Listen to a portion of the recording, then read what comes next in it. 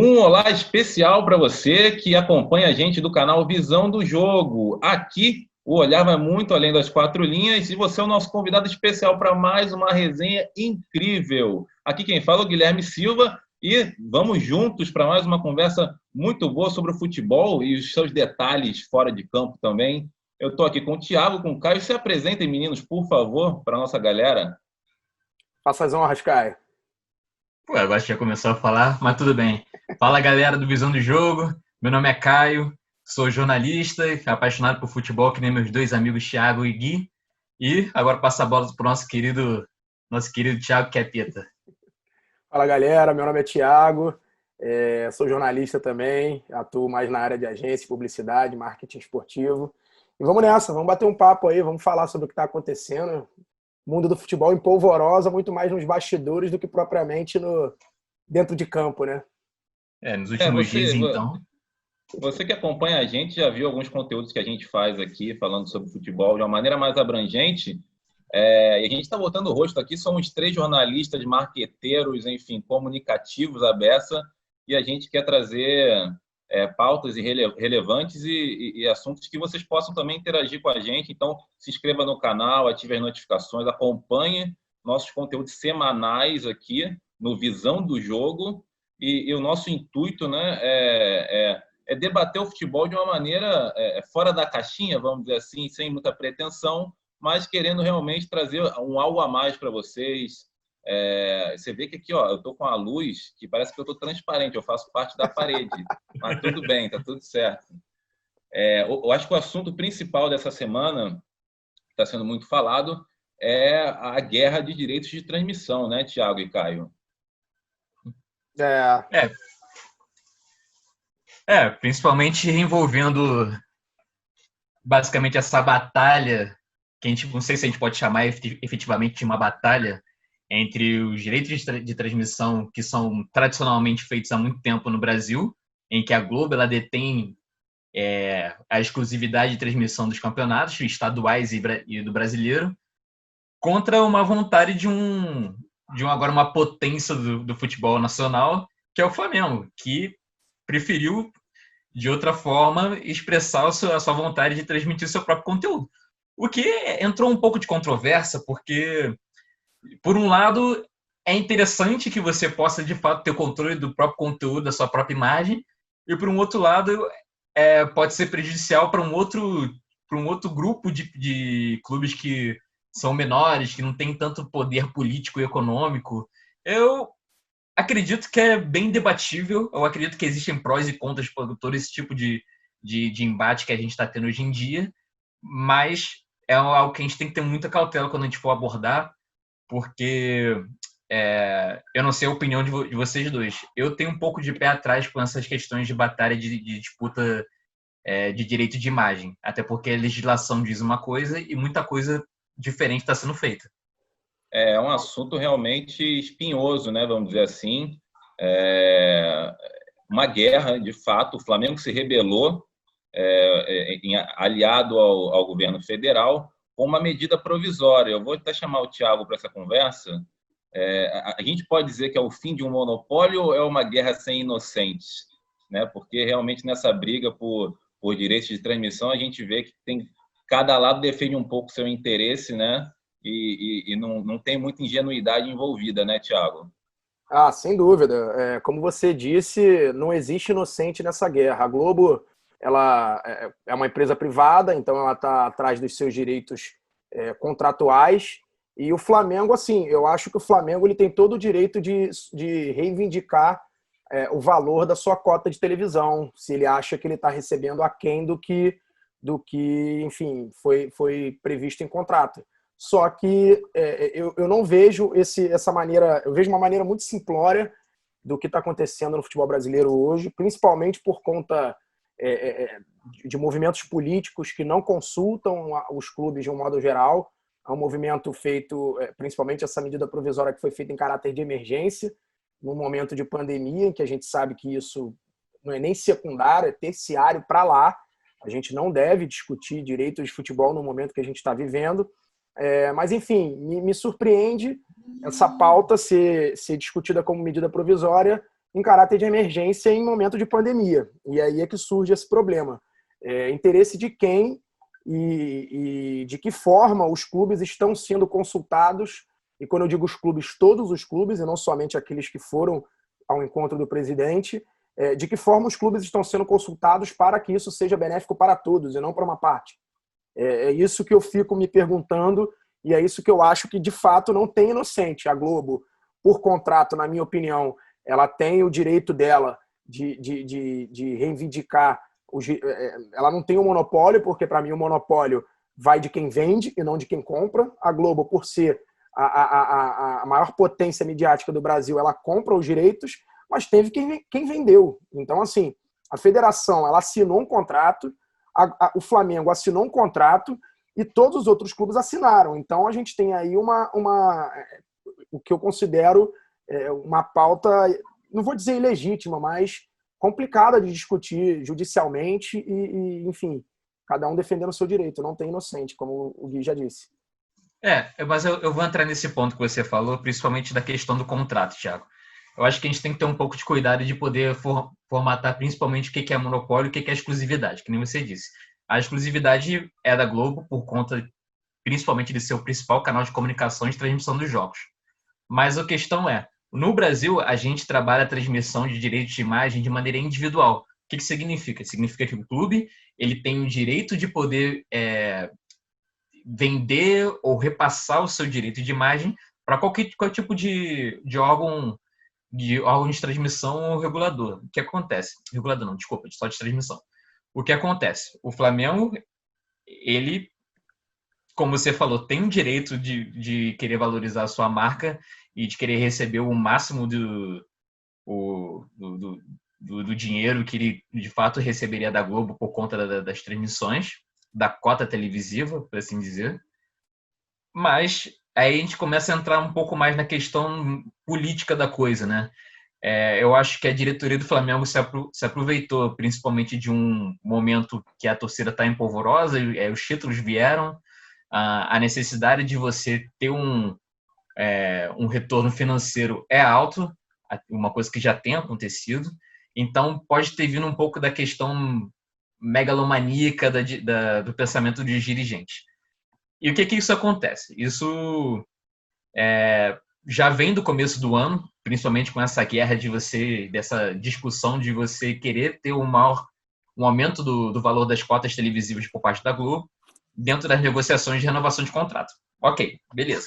Não aconteceu isso no começo do ano. A Globo falou, eu não consigo te pagar mais, porque eu acho que não cabe. O Flamengo falou, eu acho que eu mereço receber mais.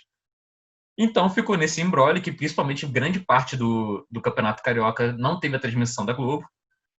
E, a partir daí, a gente entrou dentro de uma pandemia que teve um pause, principalmente nessa questão da transmissão. Eu não vou nem entrar no quesito de se devia ter futebol, se não devia ter futebol, o que a pandemia tem afetado, principalmente no nosso contexto socioeconômico. Eu acho que não cabe falar isso agora, apesar de, quem já viu nossos vídeos sabe da nossa posição referente ao coronavírus e à volta do futebol dentro do cenário atual. Mas eu acho que o que aconteceu durante principalmente essa batalha da volta do futebol entrou muito em contexto com essa batalha que já é do começo do ano do Flamengo. Existe uma necessidade total da diretoria flamenguista e de outros clubes também, a gente não pode ser leviano nessa parte, de querer ter a volta do futebol por conta dos valores que envolvem, né? Futebol, transmissão de futebol dá dinheiro. Sim, e demais. Eles têm necessidade. É isso. Mas o que teve nessa questão? O Flamengo já tinha esse imbróglio com a Globo e precisava principalmente de uma brecha para que, dentro dessa volta do futebol, ela pudesse, de fato, ainda ter lucros. E o que aconteceu foi que se aproximou do governo federal, que já tinha uma disputa pessoal com a própria instituição da Globo, para ver se os dois acabavam de ter um acordo que seja benéfico para ambos os lados, tanto para o governo federal, tanto para o Flamengo. E foi o que aconteceu com a MP.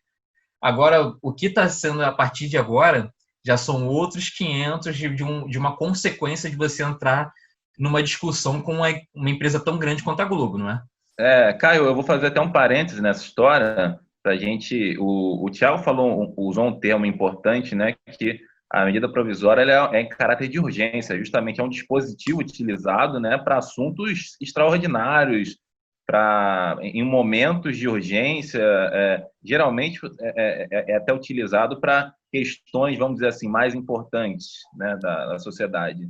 E nesse caso, a gente tem a medida provisória 984 de 2020, que ela tem duração inicialmente de 60 dias, renovável por mais 60 dias, ou seja, 4 meses aí que muita coisa pode mudar, porque essa medida provisória ou ela pode se manter dessa maneira e ficar permanente, que ela altera a Lei Pelé, tem uma série de coisas, ela pode passar por vários aditivos no Congresso, que pode mudar ela drasticamente, e ela pode ter um outro sentido completamente distinto do que o caráter inicial dela, né?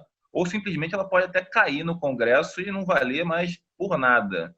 Então, assim, nesse momento a gente passa por uma situação de incerteza, né? A Globo acabou de abrir mão dos direitos de transmissão do Campeonato Carioca de 2020 e também dos anos subsequentes, pelo menos por hora, né? Está livre para negociar, enfim. E aí é uma série de poréns. O que a gente tem aqui para esclarecer, que é o do básico da questão, que antes dessa MP, no código anterior, segundo a Lei Pelé, os dois times que fizessem uma partida, eles precisavam ter um acordo com uma mesma rede de televisão para que a partida fosse transmitida. Por exemplo, vamos citar aqui se Flamengo vai enfrentar o Vasco, né? O Flamengo tem um contrato com a Globo e o Vasco ele é fechado com a Turner, né? O confronto entre essas equipes só pode ser transmitido se os dois tiverem um contrato, né, em comunhão, né, e que eles entrem em acordo, né, para que isso seja transmitido. Caso contrário, né, a Globo só pode transmitir do Flamengo quando o Flamengo for o mandante, e a Tânia só pode transmitir do Vasco quando o Vasco for o mandante, né? Agora isso muda porque o clube mandante ele pode vender o direito dele sem nenhuma anuência do outro clube, enfim, sem nenhum tipo de interferência, né? O que é uma mudança realmente radical. O que eu vejo... Caio, desculpa, Thiago, na verdade, eu queria entender se você acha isso, que vai ter uma mudança drástica, se isso passa pelo Congresso, qual é o panorama que você traz em relação a essa situação? Cara, eu acho que, assim, sendo bem honesto, eu acho que o Congresso não vai aprovar do jeito que a pauta foi levantada pelo presidente. Mas, além disso, o que me preocupa mais é que se houver uma aprovação, eu acho que a medida ela é uma tendência global de realmente democratizar os direitos de televisão dos clubes. Mas eu não vejo isso com tão bons olhos quanto a galera tem falado nas redes sociais e alguns críticos têm se posicionado nas redes sociais. Pelo contrário, eu acho que essa medida ela tende a aumentar a desigualdade entre os clubes, porque ela gera um poder de negociação para cada clube e isso diminui o poder de barganha de quem ganharia menos, na minha opinião. Porque se eu sou uma empresa e eu negocio com o Flamengo, por exemplo, diretamente, eu vou negociar porque o Flamengo tem mais audiência, tem mais torcida, tem mais mídia, eu vou negociar um valor X e vou negociar um valor dividido por 4 para clubes de particularmente mesmo porte, porque eles não têm a mesma audiência. Eu acho que isso é um equívoco, porque isso aumenta a desigualdade e as experiências que a gente tem de outras ligas, elas são muito ruins. Você tem um exemplo, por exemplo, da Liga Portuguesa, em que Porto e Benfica ganham 40 milhões de euros ou 44 milhões de euros por ano, tem o Sporting que ganha quase metade disso, e o resto ganha na casa de 5, 6 milhões. E quem assiste a Liga Portuguesa? Pouquíssima gente que não está em Portugal. Pouquíssimas pessoas assistem. Não é uma liga atraente do ponto de vista midiático, do ponto de vista de você assistir fora do país. E a gente está tendendo para esse lado, para o lado da desigualdade.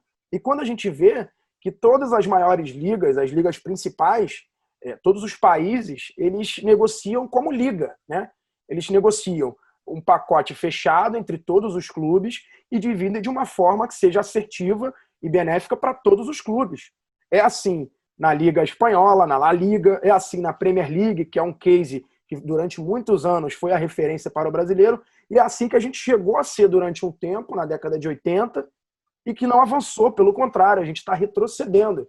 Então eu acho muito importante a gente ter uma democratização da mídia, os serviços de streaming vir com força, a gente ter o uso do YouTube como transmissões de jogos, mas a gente tem que ter uma discussão entre todos os clubes, e não vir 1, 2 clubes, junto com o presidente da República, sem conversa com o Congresso, sem conversa com os dirigentes, sem conversa com os profissionais do futebol, e de forma urgente, com caráter de urgência, a gente aprovar uma medida provisória que não tem participação de ninguém. É isso que eu fico preocupado. Eu sou super a favor, como um torcedor brasileiro, como amante do futebol, sou super a favor de democratizar, desde que haja um debate e uma discussão pública com relação a essa divisão de cotas de televisão.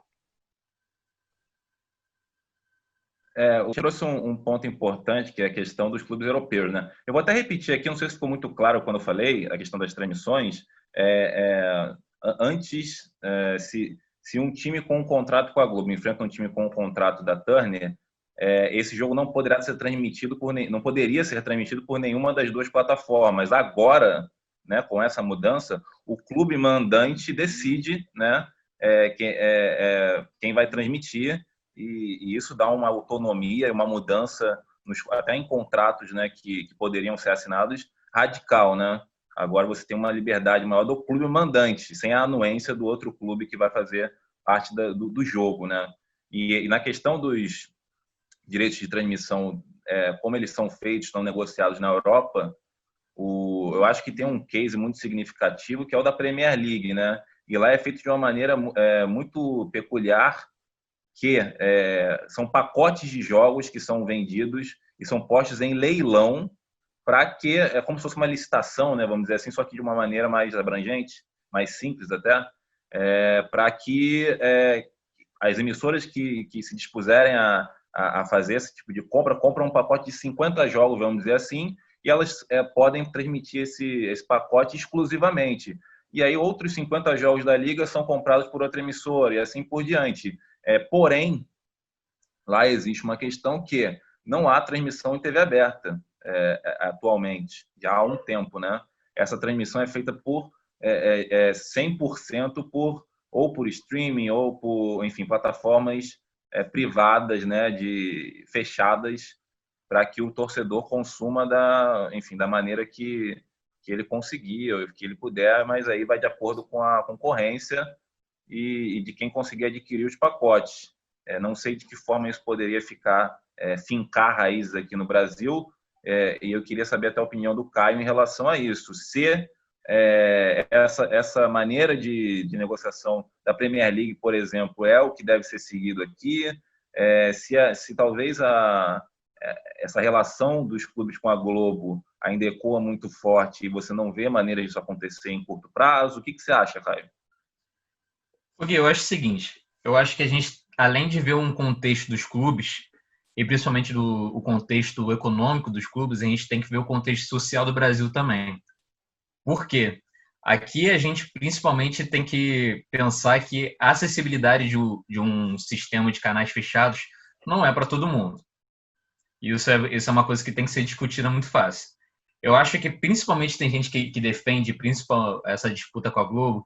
A galera entra com esse falso moralismo de quebra de monopólio, de uma questão que você pode democratizar a transmissão dos jogos, mas a gente sabe que, na realidade, a acessibilidade, principalmente da internet, principalmente dos canais fechados, já é um problema aqui no Brasil, e isso é algo que pode ser um tiro falho, né?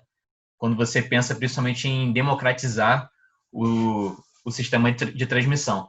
Óbvio que a Premier League é um modelo a ser seguido. Eu acredito que esse modelo, principalmente de leilão de pacote de jogos, seja algo justo, e principalmente que você não vai valorizar mais um clube X ou clube Y, e vai dar uma chance principalmente dos clubes menores de terem algum tipo de retorno monetário. E eu acho isso importante. Eu acho basicamente isso importante. O Thiago levantou principalmente a questão de Portugal, o modelo de Portugal é muito parecido com o nosso, com questão de transmissão individual, de venda de direito de imagens individuais. E, então, quando você pensa nisso, você tem que ver o quanto que isso é prejudicial para que você possa valorizar os clubes que têm mais exposição, né, e dar mais exposição ainda para eles, enquanto outros clubes que estão em condições piores acabam tendo menos condições de exposição. O que tipo, eu acharia que seria ideal? Seria ideal, principalmente, uma organização dos clubes. Eu acho que os clubes ou uma federação reguladora tivessem se fosse a principal detentora dos direitos de todos os clubes presentes na liga. Isso, acredito que vai democratizar mais a negociação dos valores. Claro que isso é uma coisa que a gente não pode pensar que vai acontecer amanhã. Eu acho que vocês pensam nisso também. Não é uma coisa que eu acredite que vai acontecer no ano que vem, por conta de toda essa disputa. Eu acredito principalmente que o contexto televisivo do Brasil ainda é muito forte perante a Globo.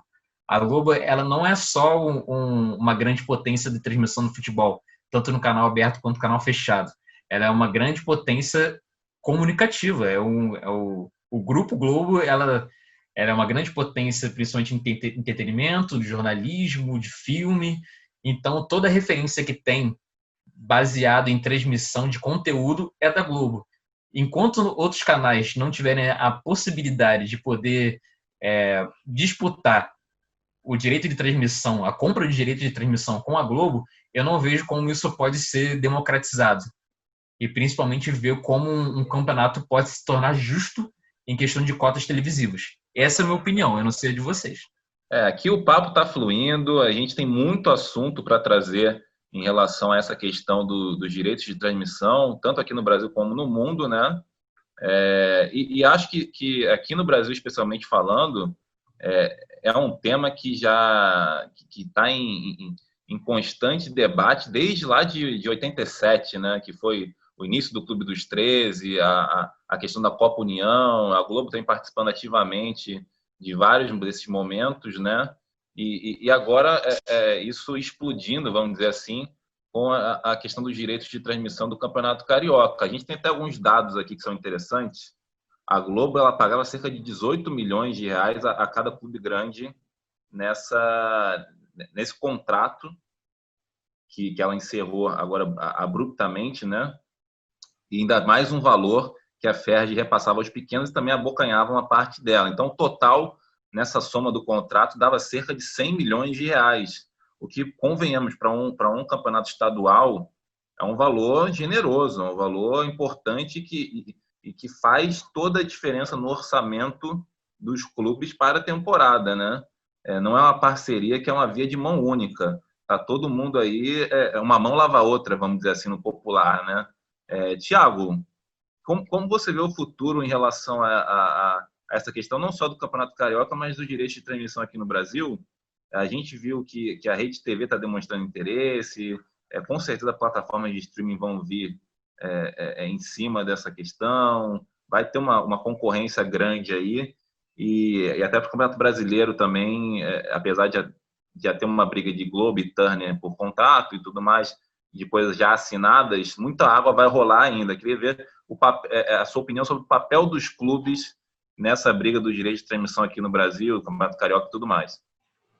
O que eu acho que no Brasil a gente tem uma desunião muito grande entre os clubes, né?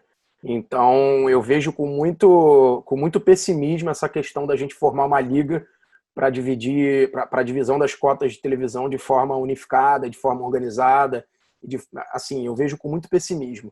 Então eu acho que o futuro, eu acredito que essa MP não vai passar do jeito que está, então vai haver um debate. Eu acho que o debate é inevitável, é um debate que a imprensa pede, que os clubes pedem. Eu acho que o único que não está disposto ao debate é o Flamengo, é o único que eu acho que tem caminho livre para seguir, tem audiência, tem torcida, tem time, tem dinheiro, tem mídia. Então ele tá com caminho livre, acho que é o que tem menos possibilidade de debate no momento, e por toda a movimentação que a gente vê. Então, cara, eu acho que acabou como eu vi uma uma frase muito boa do presidente do Bahia, do Guilherme Belintani, que ele diz que está enterrada a fase da preguiça no futebol brasileiro. Então, os clubes vão ter que ser inovadores, vão ter que ser audaciosos, eles vão ter que ser trabalhadores, eles vão ter que criar marca própria, vão ter que criar canais próprios de streaming. E, na minha opinião, isso aumenta a desigualdade, se não houver um debate. Porque é muito fácil você ter uma Flá TV, que já tem uma arrecadação relativamente baixa, se comparada com as arrecadações de televisão, de exposição de televisão, de qualidade de exposição de televisão. Ele já tem uma qualidade muito diferente, muito aquém da televisão brasileira. E se você falar de clubes menores, então, e quando eu digo menores, não estou dizendo Bangu, América, eu estou dizendo clubes de porte semelhante, um Coritiba, uma Ponte Preta. Esses clubes estão fadados a ficar ali, enfim, oscilando entre...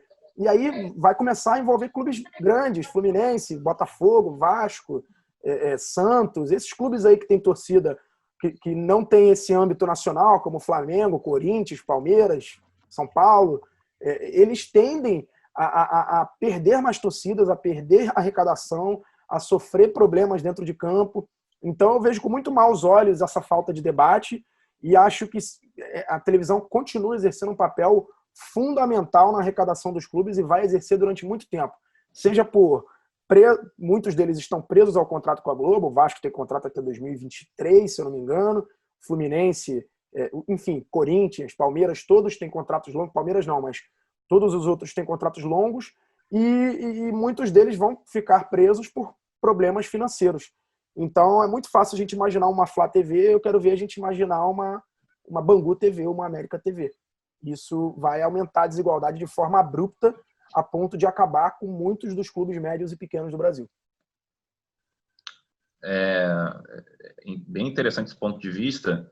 Inclusive, a gente teve, após a atitude do Flamengo e do Vasco se reunirem com o presidente Jair Bolsonaro em Brasília e meio que orquestrar nos bastidores essa medida provisória, a gente teve há pouco tempo 8 clubes brasileiros indo também até Brasília para conversar com o presidente em relação a essa medida provisória e a outras várias questões, numa espécie de apoio a essa nova legislação, vamos dizer assim, em relação aos direitos de transmissão. E não por coincidência, esses 8 clubes são os que têm contrato com a Turner.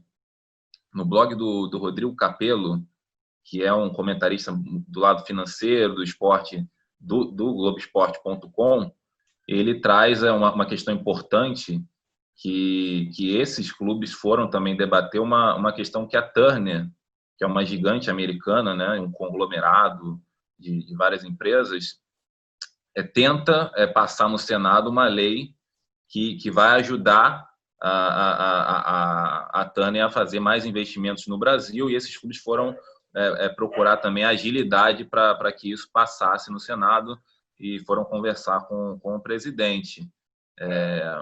Agora, muita água vai rolar para os próximos tempos. Por exemplo, a gente tem a questão até do Bragantino, por exemplo. Ele é um time que não tem contrato com ninguém agora. E aí? Você vai negociar com quem no meio de uma medida provisória dessas? Bom, o que você vai fazer nesse momento? Então, de que forma a gente pode ver o futuro? O futuro é a internet, o futuro é a TV. Caio, para você, o que a gente tem como futuro e como passado nessa história? Muita gente solta o ponto de a TV agora é passado, a gente tem que investir em plataforma de streaming, a Flá TV aí, não sei o quê, 2 milhões. E aí? Então, eu vou bater nessa tecla de novo. Não tem como você falar sobre esse tipo de assunto sem você pensar no contexto socioeconômico do Brasil. É óbvio que a internet está aí para ficar, é uma grande disseminadora de informação. Eu acho que a internet é o futuro de qualquer tipo de comunicação de massa. O problema é o seguinte, quando a gente pensa principalmente em transmissão de jogos, eu concordo muito com o que o Thiago falou. Não tem como os clubes de médio e pequeno porte terem o mesmo tipo de arrecadação como você pode pensar num Palmeiras da vida, do São Paulo e do Flamengo. Isso é impensável você pensar que os clubes podem viver sem a disseminação da sua própria imagem dentro de uma TV aberta. E aí que a Globo entra, porque quando você está com um contrato desse assinado, é muito importante que você tenha uma renda fixa, que o contrato ele garante isso para os clubes. Eu acho que quando você depende só de si mesmo para você fazer um sistema de streaming, você vai depender de um monte de coisa. Você vai depender principalmente do seu alcance, do interesse. Aí você vai ter um alcance bem maior, principalmente quando você vai enfrentar um Flamengo da vida, que com certeza você vai ter a exclusividade da transmissão, e você vai pensar, nossa, ainda bem que eu vou enfrentar o Flamengo, porque agora muita gente vai ver meu canal. Só que aí vai ficar dependendo porque disso. se torna uma coisa muito segmentada, né? E aí vai ter Exatamente. que rolar, né? Vai ter muita questão da negociação de para quem você vai sublicenciar o conteúdo e blá blá blá, não sei o que, tem muita coisa envolvida, né? Eu acho principalmente que os clubes não estão preparados para isso, e principalmente os clubes nem todos os clubes têm a estrutura que nem o Flamengo tem da Flá TV para poder suportar esse tipo de transmissão. É algo impensável de se pensar. Existem clubes de Série A, grandes campeões brasileiros e campeões da Libertadores, que não têm condições de fazer uma transmissão de qualidade. E além da Não é qualidade, um investimento pequeno, né? É isso aí. E além da qualidade, tem a arrecadação, né? A gente não sabe, a gente não tem a gente não tem uma perspectiva de que se esse modelo ele é semelhante a um pay-per-view, ou se ele é semelhante a um streaming, ou se ele é semelhante a uma TV aberta. Então a gente não sabe como o modelo vai se comportar. A gente não tem sequer essa perspectiva. Por outro lado, para não achar que a gente está aqui sentando malho nessa inovação e achando que a Globo tem que continuar com os direitos, a gente tem uma oportunidade maravilhosa para revolucionar o futebol brasileiro. E por isso que eu bato na tecla da gente ter uma liga, da gente ter um grupo que debata isso de forma urgente. E não com uma MP, mas sim com debate, com conversa, porque a gente tem um efeito borboleta que vai acontecer agora. A gente tem PIB retrativo, a gente tem o coronavírus, a gente tem o calendário 2020 que vai avançar 2021, a gente tem o Campeonato Estadual do Rio, por enquanto, que não tem mais transmissão e que isso deve ser uma tendência, então os campeonatos tendem a se retrair, para não dizer acabar, acredito que não vai acabar de uma hora para outra, mas vai acontecer vai enxugar o campeonato.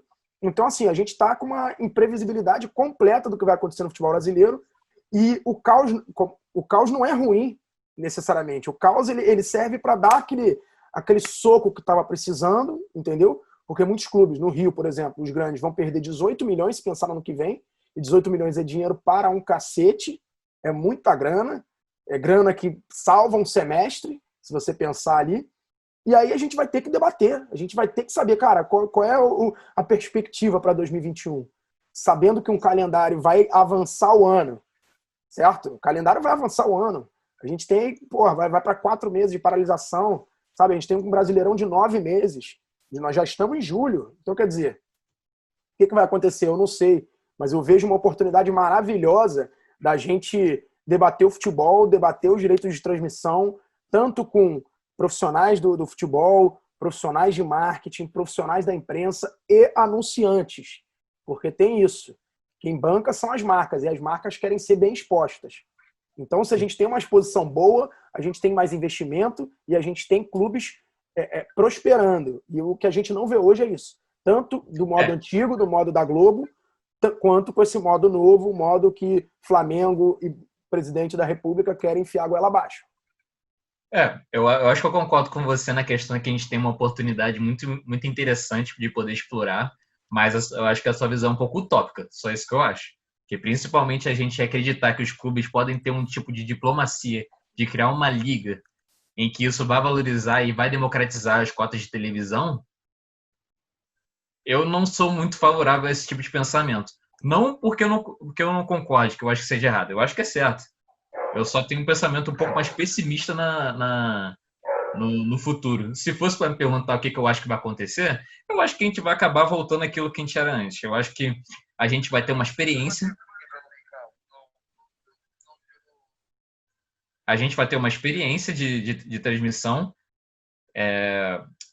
de transmissão de streaming, desses embrólios relacionados à Globo, mas eventualmente os clubes não vão saber se manter só com isso, e principalmente os clubes que iniciaram essa disputa vão acabar voltando ao mesmo cenário. É isso que eu acho. A gente tem até, historicamente, né, um currículo, vamos dizer assim, de brigas, de desunião em relação a isso no futebol brasileiro, né? O Clube dos 13 ele foi criado com essa utopia, vamos dizer assim, de união entre os clubes e de fazer com que os direitos de transmissão, principalmente, né, fossem negociados de uma maneira mais democrática e que todo mundo se beneficiasse de alguma forma, né? Mas foi implodido de uma maneira até, como eu posso dizer, um termo suave, né? Mas algo não muito bonito Amigável. de se ver, amigável, né? Por volta de 2011, 2012 ali, né? O editor vai ter um trabalhinho de botar aí na tela as imagens de notícias da época, e se desfez o Clube dos 13, inclusive o Fábio Koff, né, que até já é falecido, né? Foi presidente do Clube dos 13 por muito tempo. Ele deu uma entrevista ao Juca Kfouri na época, muito desiludido, com um tom assim de decepção, porque existia uma utopia de que o Clube dos 13 fosse revolucionar essa questão e fosse unir os clubes, mas é algo que de fato nunca aconteceu, né? Até a gente chegar a essa situação atual. E aí a gente tem que falar sobre talvez um protagonista assim dos maiores nessa história, que é o torcedor. Ele ganha ou perde, né, nessa briga toda, né? De que forma a gente pode concluir isso? Só um pequeno parênteses em relação a dados. A última PNAD, né, que é a pesquisa do IBGE, que é a Pesquisa Nacional por Amostra de Domicílios Contínua, ela diz que cerca de 26% dos brasileiros não têm acesso à internet ainda. Isso, em números totais, representa cerca de 46 milhões de habitantes, ou seja, é uma parcela bastante significativa, né? Que ainda não tem acesso à internet. Então, a gente não pode vir nessa bolha também de, hoje todo mundo acessa. Olha, você vai assistir o conteúdo da palma da sua mão, blá, blá, blá, não sei o quê. Ainda aqui não.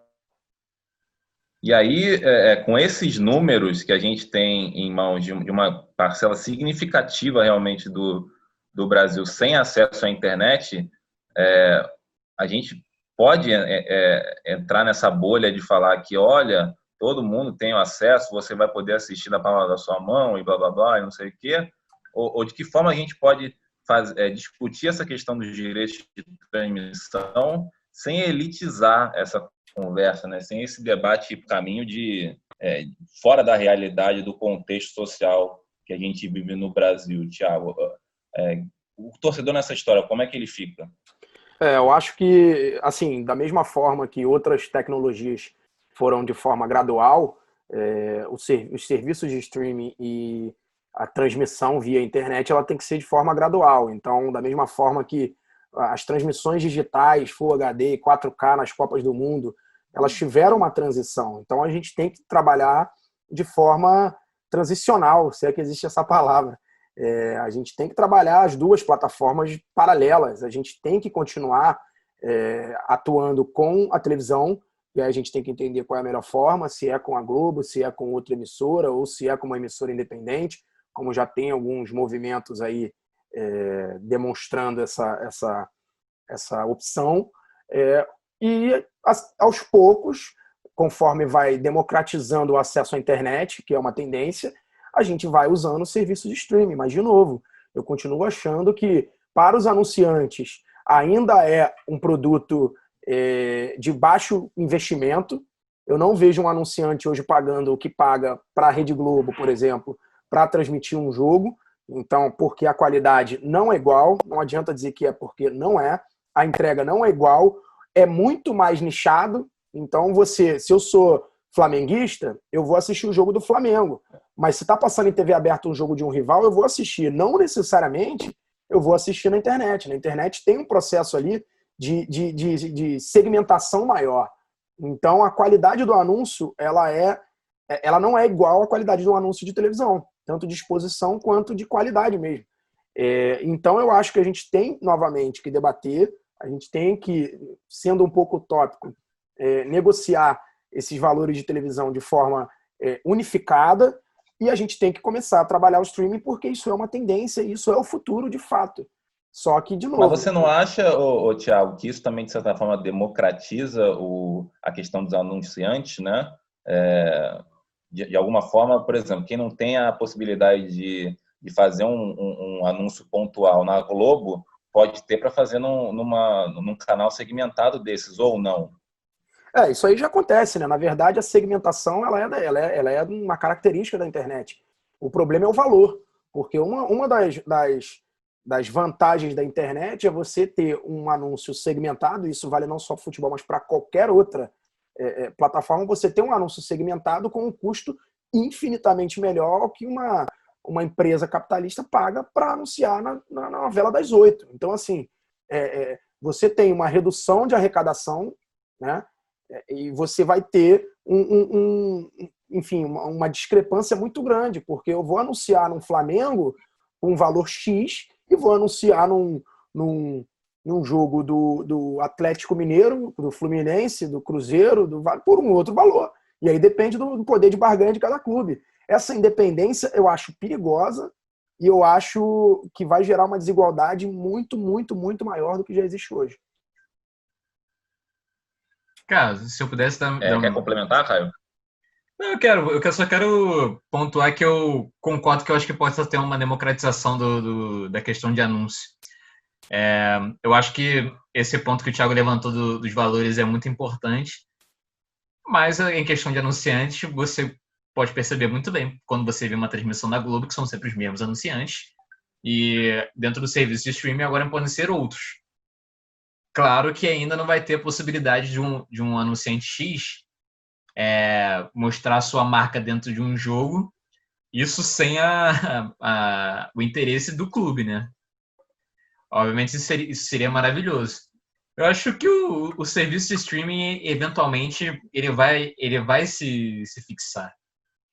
O tal do Dazan, ele tá aí para provar que ele está sendo uma tentativa, já é uma tentativa de você botar essa plataforma em prática. Você tocou Claro que num ponto ainda é muito importante. difícil.